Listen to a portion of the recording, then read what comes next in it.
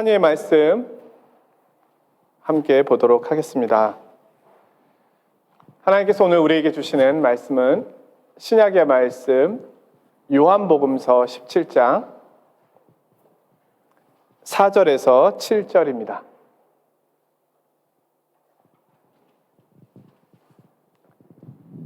제가 받들어 봉독하겠습니다.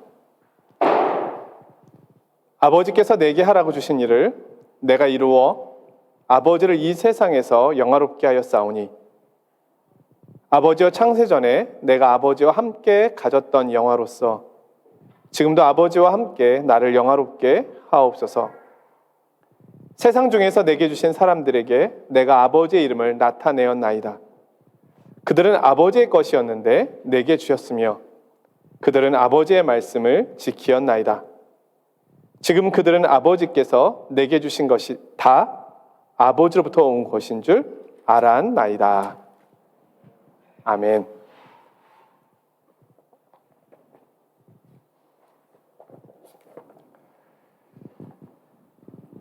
지금 전 세계는 전쟁, 또 바이러스, 또 그에 따른 경제 위기, 또 기상이변 등으로 몸살을 앓고 있습니다. 여러 사람들이 지금이 정말 세상의 종말이 아닌가? 이렇게 이야기를 하기도 합니다. 이 모든 사실 문제의 근본 원인을 추적해 가면은요, 사실은 그 안에는 갈등이라고 하는 요소가 자리 잡고 있음을 보게 됩니다. 인간과 자연과의 갈등, 인간과 인간과의 갈등, 국가와 국가 간의 갈등. 이 시대의 모습을 보면서 우리 숭실대학교 기독교학과 김회권 교수님이라는 분이 쓴 글이 있어서 제가 많이 공감을 하게 되었는데요. 이런 내용입니다. 우리에게 있는 지속적인 갈등은 제도권 기독교와 타종교의 갈등이 아니다. 심지어 노사 갈등도 궁극적인 갈등이 아니다.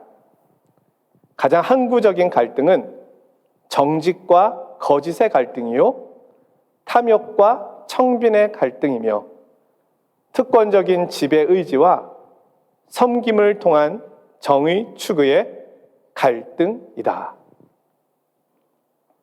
우리 시대의 모습, 아니면 우리 사회에 일어나고 있는 상황들의 모습을 갈등이라고 하는 면에서 설명한 것은 전 탁월한 이해라고 생각합니다. 우리는 이 인간의 욕심에서 비롯된 이 갈등으로 인하여 전쟁과 바이러스, 또 기상이변과 같은 우리가 만들어낸, 어떻게 보면 스스로 만들어낸 어려움을 경험하고 있는 것입니다. 그런데 이 갈등이 사라질까요? 주님 오실 때까지 이것은 계속될 것입니다. 심지어 더 강화되어 갈 것입니다. 성경은 그렇게 말씀하고 있습니다. 그러하게 오늘 우리가 매일 듣는 뉴스와 아침에 일어나서 매일 경험하게 되는 일들은 우리로 하여금 지치고 무기력하게 만들며 힘들게 만듭니다. 더 이상 우리 삶에서 이런 내용들은 낯선 것이 아닙니다. 그래서 이렇게 무기력하고 지쳐있는 이 시대에 어떻게 이런 무기력감, 이런 상황들을 우리가 극복해낼 수 있을까? 바캉스를 다녀오면 극복이 되던가요? 일시적으로 도움은 되지만 내 집만한 곳이 없지요. 쉼을 누리기에는. 무엇이 우리로 하여금 참된 쉼을 줄 수 있을까 하면서 오늘 말씀을 준비하게 되었습니다. 결론적으로 우리가 참된 쉼과 평안을 누릴 수 있는 유일한 방법은 우리의 시선을 땅에 두지 말고 하늘에 두는 것입니다. 하나님의 아름다우심, 그리스도의 아름다우심을 우리가 묵상하는 것이고 거기에 우리의 마음의 중심을 두는 것입니다. 한 신학자가 이야기를 했는데요. 하나님의 아름다우심을 우리가 볼 수 있는 곳 4가지가 있다. 자, 우리가 어디서 하나님의 아름다우심을 볼 수 있을까요? 양옆에 계신 분들에게서 쳐다보면 느껴집니까? 갈등이 생기나요? 이 학자가 이야기한 것은 먼저는 창조의 아름다움입니다. 거기서 우리는 하나님의 아름다우심을 볼 수 있다. 그리고 두 번째는 교회의 아름다움입니다.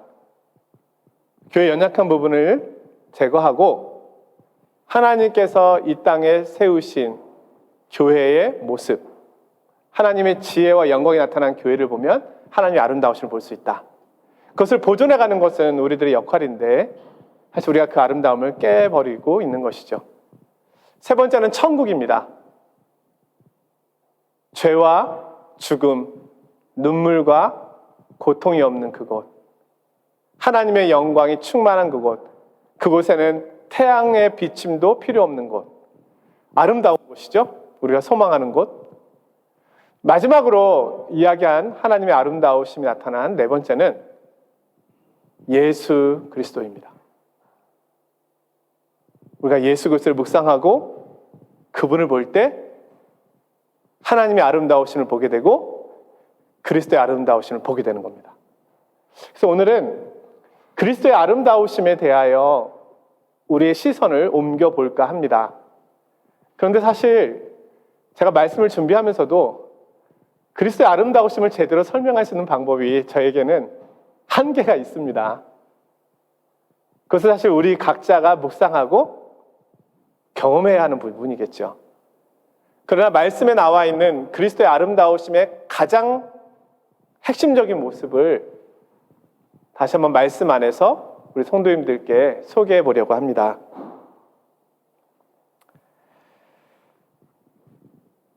자, 우리가 성경을 공부하고 또 오늘 주일날 말씀을 듣고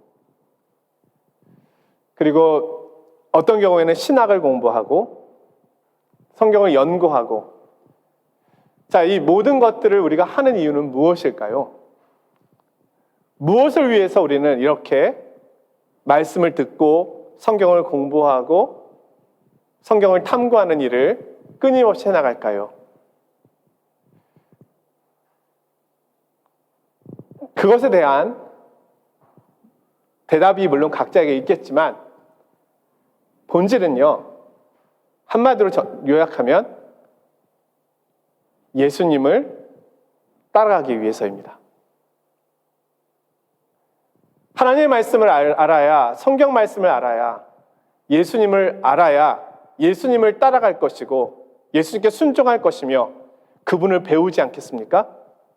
이것이 우리의 성경 공부의 목적입니다.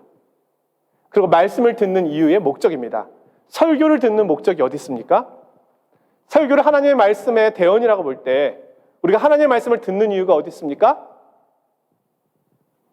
하나님의 뜻을 알아, 그리스도의 뜻을 알아, 그리스도의 뜻대로 살기 위해서입니다.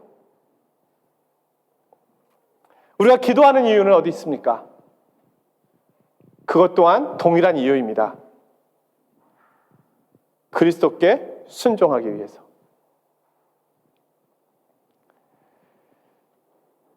그래서 우리가 좋은 그리스도인, 올바른 그리스도인을 이야기한다면 그것은 그리스도의 말씀에 순종하는 사람, 이 사람이 좋은 그리스도인이요, 훌륭한 그리스도인이요, 성경에서 보여주고 있는 우리가 본받아야 될 그리스도인의 모습이라고 할 수 있습니다. 자, 그런데 이 순종의 모범을 보여주신 분이 계십니다. 그것이 바로 예수 그리스도입니다. 우리가 어떻게 순종해야 하는지 어떻게 하나님을 따라야 하는지, 하나님의 말씀을 따라 살아가야 하는지 그 본을 보여주신 분이 그리스도입니다. 그래서 그리스도의 아름다우심의 최절정은 순종이라고 할 수 있습니다. 예수님이 왜 아름답습니까? 순종하셨기 때문입니다. 어느 정도까지? 죽으시기까지 순종하셨다. 우리는 그것을 보고 그것을 배우며 그것에 공감하고 그것에 닮아가는 것입니다. 오늘 요한복음에서 예수님께서 자신의 공생애, 3년간의 공생애를 마무리하시면서 제자들에게 또 하나님 앞에 드리는 기도의 내용이 오늘 이 요한복음 17장의 내용인데요. 거기서 오늘 함께 읽은 4절에서 이렇게 말씀하고 있습니다. 아버지께서 내게 하라고 주신 일을 내가 이루어 아버지를 이 세상에서 영화롭게 하였사오니. 우리 예수님께서 이 땅에 계실 때 하신 일이 하나님 아버지께서 하라고 하신 일을 이루신 일이었습니다. 그리고 이제 그것을 최종적인 십자가만을 남겨두고 마지막으로 그 자리로 가기 직전에 하나님 앞에 올려드리는 기도의 내용이 오늘 본문입니다. 예수님은 하나님 아버지께서 말씀하신 것을 다 순종하셨습니다. 여러분 집에서 자녀를 키워보신 분들은 다 공감하시리라 생각하는데요. 나는 안 그랬는데 우리 애들은 왜 그러지? 얘라는 말이 나오기가 왜 이렇게 어렵지? 근데 부모님께 물어보잖아요. 넌 더했다 얘야. 할머니 할아버지한테 엄마 아빠 어땠어요? 말도 마라. 나의 모습을 내가 잘 모릅니다. 어떻게 우리는 나의 모습을 보지 못할까요? 또 망각하죠. 우리 예수님은 하나님 아버지 앞에 가장 순종하는 아들이었습니다. 오늘 그가 그렇게 고백하고 있는 것입니다. 아버지께서 내게 하라고 주신 일을 내가 이루어 아버지를 영화롭게 드렸습니다. 오늘 우리도 하나님 아버지를 영화롭게 드리는 가장 놀랍고 핵심적인 것은 순종입니다.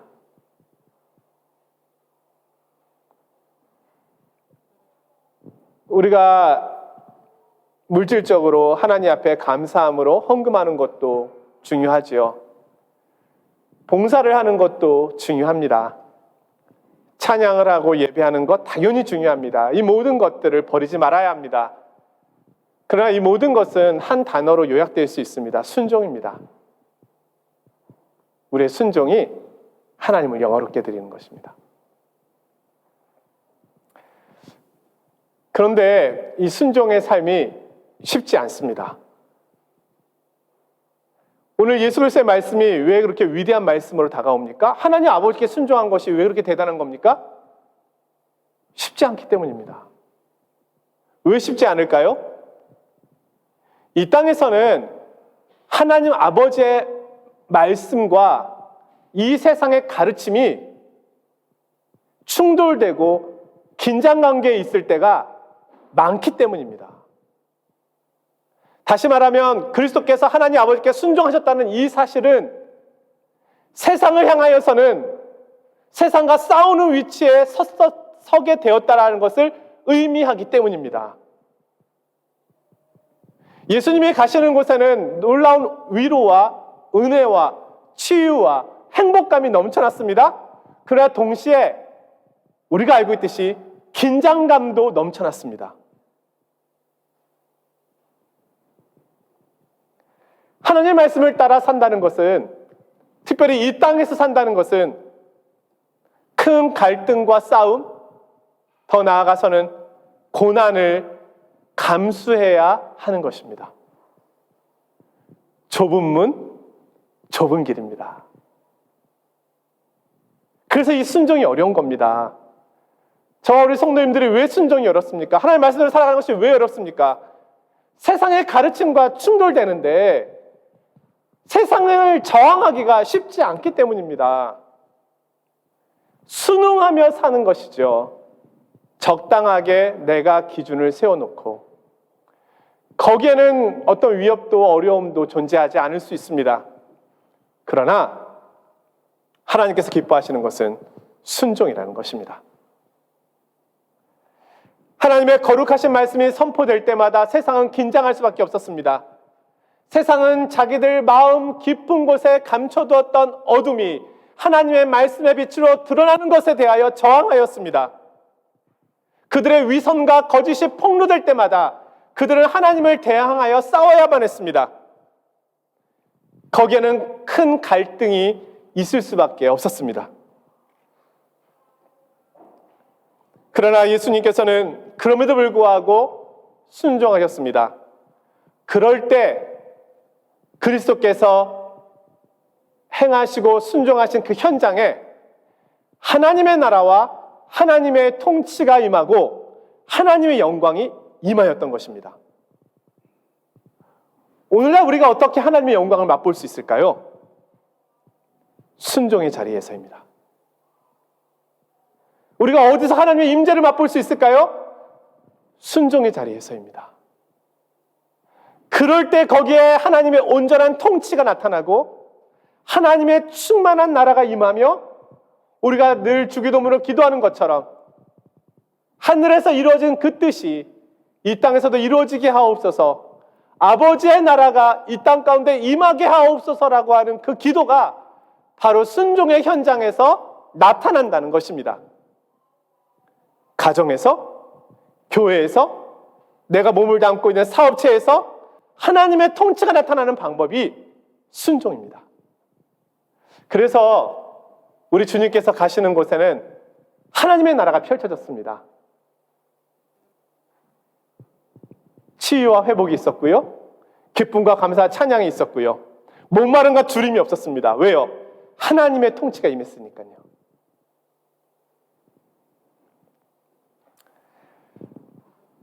이것이 오늘 말씀의 핵심입니다. 그렇다면 그리스도의 순종이 여러 가지가 있지만 그리스도께서 하나님께 순종하셨던 그 핵심의 내용, 그것만 하나만 보도록 하겠습니다. 그리스도의 순종의 가장 큰 것은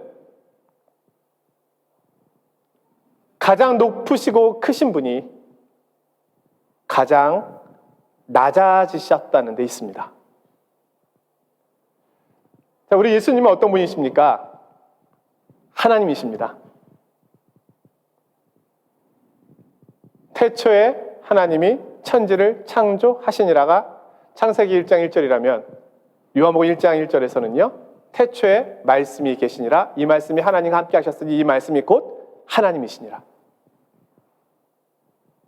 하나님께서 창조의 권능을 나타내시기 위하여 말씀하셨을 때 그 말씀이 그리스도의 순종으로 그리스도께서 대리자가 되셔서 창조를 이루셨다는 겁니다. 하나님은 말씀하셨고 그 말씀이신 그리스도께서 하나님의 말씀대로 순종하셨다는 겁니다. 결국 천지창조는요, 태초에 말씀이 계시니라, 말씀이 이루신 겁니다. 그리스도께서는 하나님께 천지창조 이전부터 순종하신 겁니다. 말씀으로 함께 하셨고 말씀으로 순종하셨다. 그분이 곧 하나님이십니다.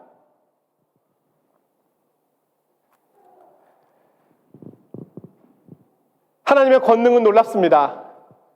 있으라 하시니 있었습니다. 빛이 있으라 하시니 있었습니다. 생명체가 있으라 하시니 있었습니다. 하늘보다 높으시고 천사보다도 높으십니다. 그리스도 앞에서는 모든 나라가 물통의 한 방울의 물과 같고, 모든 왕과 모든 군주는 자그마한 벌레와 같고, 그리고 모든 권세들은 먼지만도 못합니다.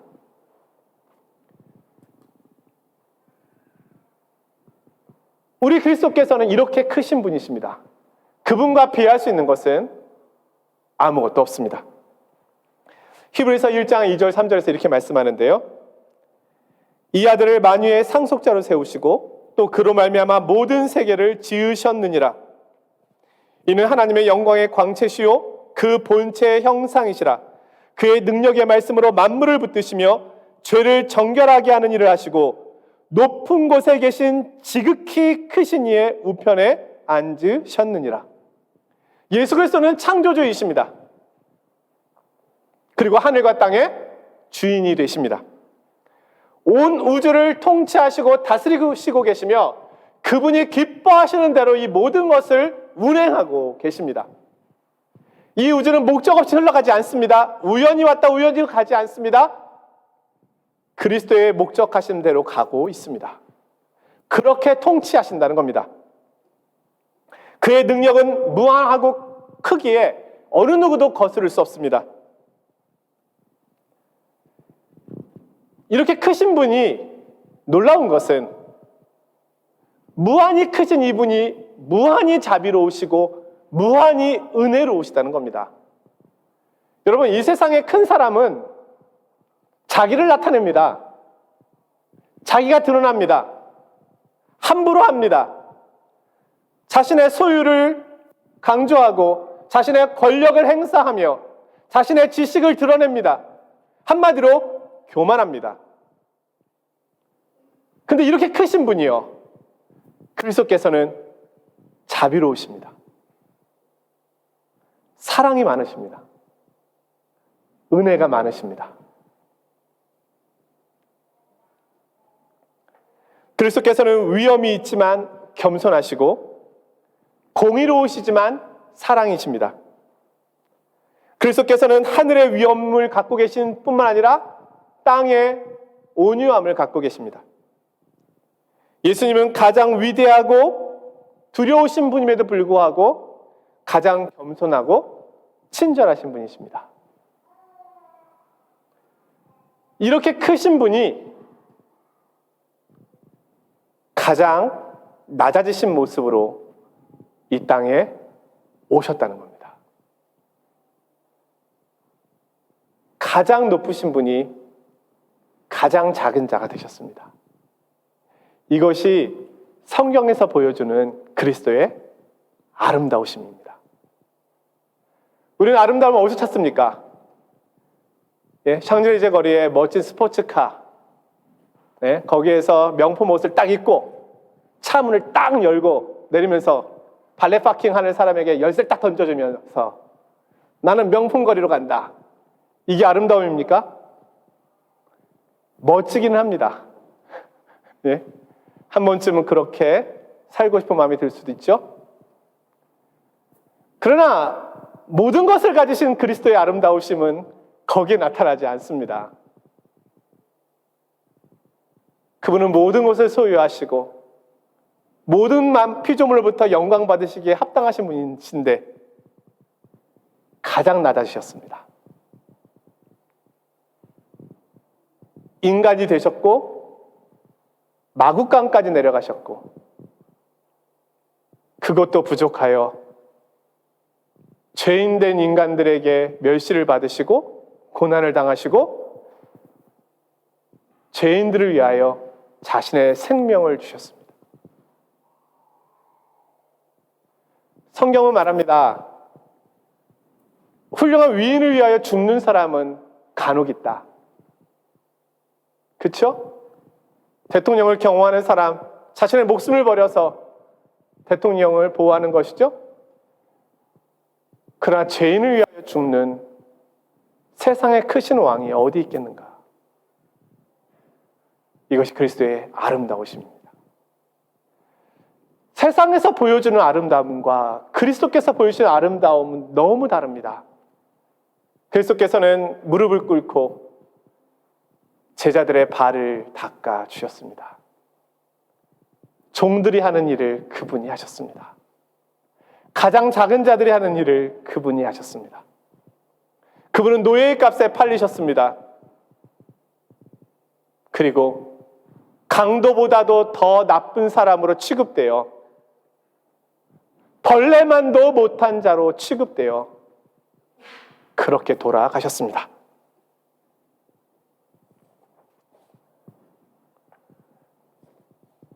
빌립보서 2장에서 이렇게 말씀하는데요. 너희 안에 이 마음을 품으라. 곧 그리스도 예수의 마음이니 그는 근본 하나님의 본체시나 하나님과 동등됨을 취할 것으로 여기지 아니하시고 오히려 자기를 비워 종의 형체를 가지사 사람들과 같이 되셨고 사람의 모양으로 나타나사 자기를 낮추시고 죽기까지 복종하셨으니 곧 십자가에 죽으심이라.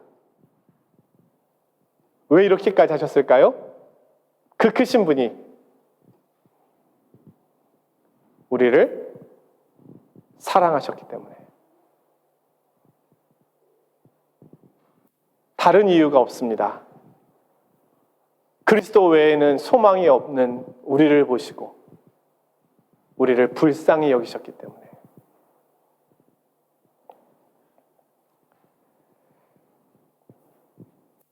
물론 이것은 하나님 아버지께서 계획하신 일이었습니다. 그리고 아들이신 그리스도께서는 하나님 아버지께 영광 돌려드리기 위하여 이 일에 자발적으로 순종하신 것입니다. 그래서 하나님 아버지께 영광 올려드린 것이죠. 그 고백이 오늘 고백 아닙니까? 아버지께서 내게 하라고 주신 일을 내가 이루어 아버지를 이 세상에서 영화롭게 하였사오니.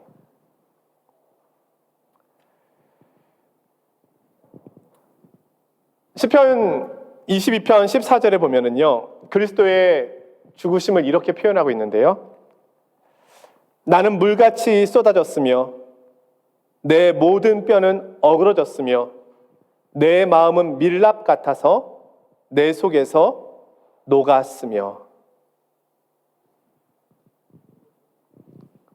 그리스도께서 우리를 구원하신 방식은 말씀만으로가 아니었습니다. 말로 사랑하는 것은 어떻게 보면 세상에서 가장 쉬운 일일지 모릅니다. 그러나 자신을 내어주기까지 사랑하는 것은 세상에서 가장 어려운 사랑입니다. 한 신학자는 예수 그리스도의 이 높으심과 낮아지심을 가지고 이렇게 이야기하였습니다. 그리스도는 숨이 멎을 정도로 아름다운 분이시다. 아름다움이라고 하는 단어는 그리스도를 통해서 비추어 보아야 하는 것입니다. 진정한 아름다움은 여기 있습니다.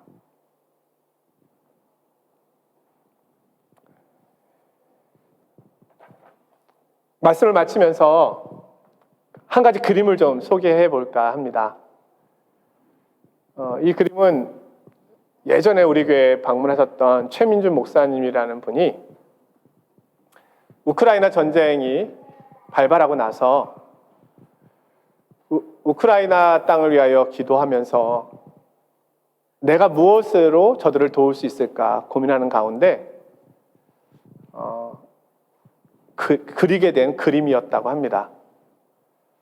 그래서 이 그림을 그려서 우크라이나 한국 주재에 우크라이나 대사관에 가지고 갔습니다. 제가 금요기도회 때 잠시 말씀드렸었는데요.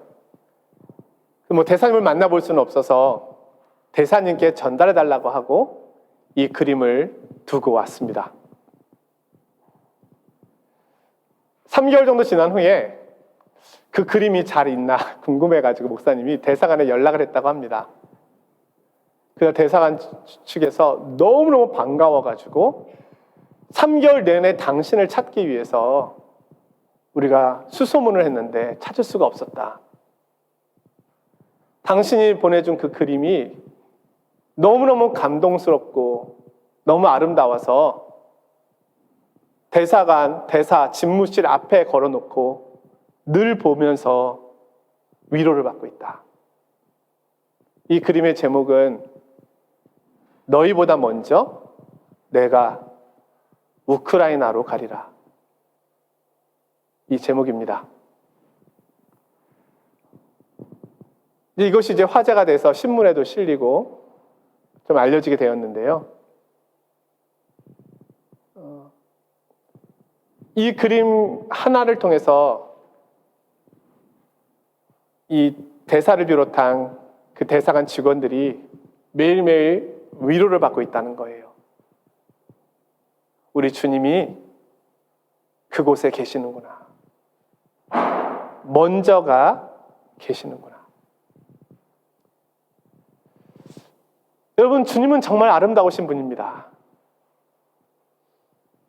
부활하신 후 자신들을 떠났던 제자들 책망하시기 전에 내가 너희보다 먼저 갈릴리로 가리라. 너희들을 처음 만났던 그 현장에서 너희들을 기다리고 있겠다. 주님은 고난의 현장에 함께 하고 계십니다. 죄인된 우리와 함께 하고 계십니다. 우리는 망가뜨리고 깨뜨리고 부수고 있지만 그분은 다시 고치시고 살리시기 위하여 그 현장으로 먼저 달려오고 계십니다. 사랑하는 성도 여러분, 시대가 힘들고 어렵습니다. 시대를 보면 소망을 말할 곳이 없습니다. 그러나 우리에게 진정한 소망은 여기 있습니다. 우리를 위하여 자신의 모든 것을 내어주신 그분께서 우리보다 앞서 우리의 인생의 길을 가고 계시다는 겁니다. 그분이 우리의 길을 인도하고 계십니다. 그분이 이 세상 나라의 역사를 주관하고 계십니다. 이 세상 나라는 인간의 수많은 방해에도 불구하고 하나님께서 계획하시고 목적하신 대로 성취될 것입니다. 우리가 그분 앞에 드려야 될 것은 참된 회개요, 그리고 참된 순종입니다. 변함없는 사랑으로 우리를 붙잡고 계신 예수 그리스도, 그분을 바라보며 오늘 우리도 그리스도를 따라 순종의 길로, 믿음의 길로, 소망의 길로 나아가시는 저와 여러분이 되시기를 주님의 이름으로 축원드립니다.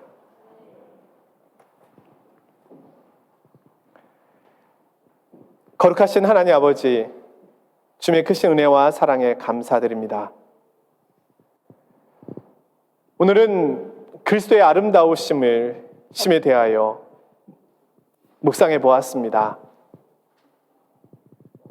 아버지께서 말씀하신 것을 다 순종하심으로 하나님을 영화롭게 해드렸던 그리스도의 모습을 따라 저희들도 저희가 서 있는 이 자리에서 하나님의 말씀, 그리스도의 말씀에 순종하는 이들이 되게 하여 주옵소서. 주님의 순종하는 그 현장에 하나님의 나라가 세워지고 하나님의 통치가 나타났던 것처럼 우리가 순종하는 그 현장에 하나님의 임재와 하나님의 영광과 하나님의 나라와 하나님의 통치가 나타나게 하여 주옵소서. 주님, 힘들고 어려운 시대를 살아가고 있습니다. 정말 한 치 앞도 보이지 않는 어두운 터널을 지나는 것과 같이 여겨질 때도 있습니다. 그러나 하나님의 약속을 바라봅니다. 끝까지 이 믿음을 가지고 소망 가운데 순종의 길로 나아가는 저희들이 되게 하여 주옵소서. 예수 그리스도의 이름으로 기도드리옵나이다. 아멘.